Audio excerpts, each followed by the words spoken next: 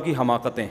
جب یہ کورونا پھیلا ہے نا تو اس میں لوگوں نے کیا باتیں کرنا شروع کر دی تھی. میں بہت عرصے بعد کورونا پہ آیا ہوں, لیکن اب یہ ٹاپک کو سمجھانے کے لیے کہ جی مسجدوں میں نہیں آئے گا یہ کورونا. مسجدوں میں کیا ہوگا, ہم تو وہاں اللہ اللہ کرنے جاتے ہیں, وہاں وبا کیسے آئے گی. تو یہ تو حدیث سے یہ بات ثابت ہے کہ جتنی بھی قدرتی حادثات ہیں متاثر اس سے سب ہوتے ہیں. تبھی تو نبی نے فرمایا مومن کے لیے وہ رحمت بن جائے گی اور کافر کے لیے وہ عذاب بن جائے گی, نافرمان کے لیے عذاب بن جائے گی. تو نبی نے یہ تو نہیں کہا حضرت عائشہ سے کہ یہ طاعون اللہ کا عذاب ہے جس سے صرف کافر متاثر ہوگا, مومن کو یہ کچھ بھی نہیں کہے گی. یہ کہا نبی نے, کب کہے گی اس کو بھی, لیکن اس کے جب وہ تکلیف میں آئے گا تو گناہ معاف ہوں گے, مرے گا تو شہادت کا درجہ ملے گا. کیا خیال ہے؟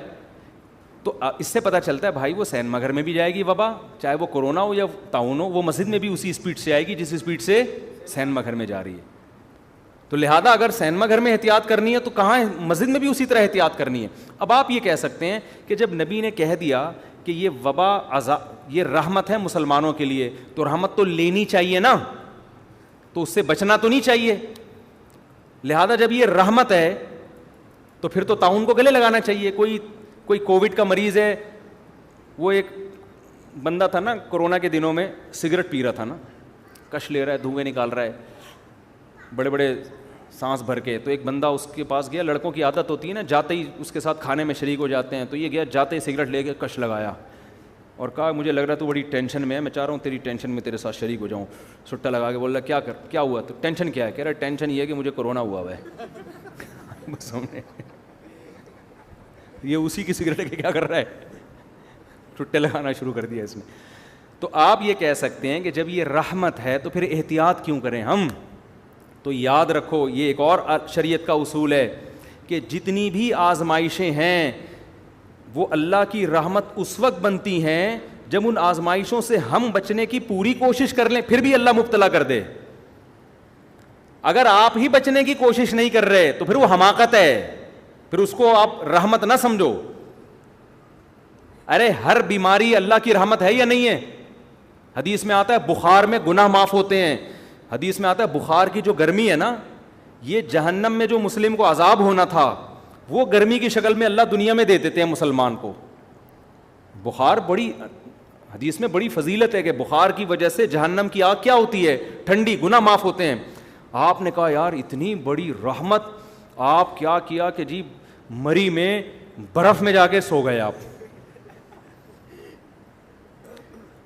کہ یار میں چاہتا ہوں مجھے صبح کیا ہو جائے, تیز بخار ہو جائے. پھر جب 103 ہوا آپ نے کہا تھوڑی رحمت کا تقاضا اور چاہیے مجھے. سمجھ میں آ رہی ہے بات؟ یہی وجہ ہے کہ جب طاعون صحابہ میں پھیلا, صحابہ میں یہ حدیث پھیل گئی تھی کہ طاعون میں جو مرے گا وہ کیا ہوگا, شہید ہوگا. لیکن صحابہ کرام نے کیا کیا کہ لوگوں کو منتشر کر دیا, پہاڑوں کی طرف بھیج دیا. حضرت عمر رضی اللہ تعالیٰ عنہ نے ان پر بڑی ان کو اپریشیٹ کیا کہ انہوں نے, حافظ ابن حجر رحمۃ اللہ نے اپنے دور کا یہ واقعہ لکھا ہے کہ ایک علاقے میں طاعون پھیلا تھا تو لوگوں نے کیا کیا کہ اجتماعی طور پر دعا کا اہتمام کیا کہ بہت لوگ طاعون تو پہلے بہت اسپیڈ سے پھیلتا تھا, ایسے جنازے.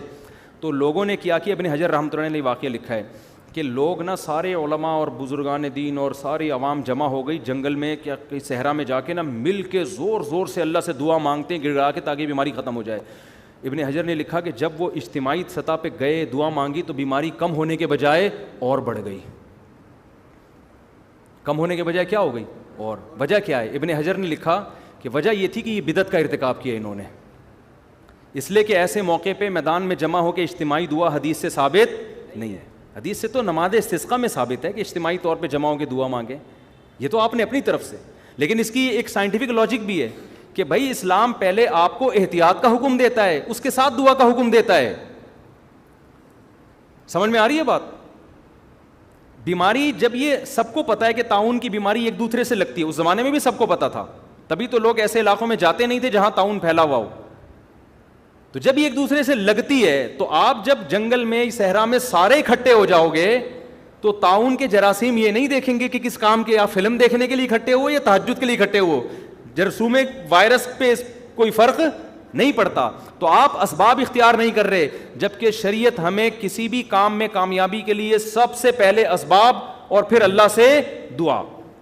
جو بعض لوگ کہتے ہیں نا سب سے پہلے دعا پھر اسباب، ان کا بھی ایک صحیح مطلب ہے. ان کا مطلب ہے کہ اسباب سے بچنے کا اہتمام تو کرنا ہے, فوراً دعا بھی شروع کر دینی ہے, لیکن اسباب کو بھی بھرپور طریقے سے اختیار کرنا ہے.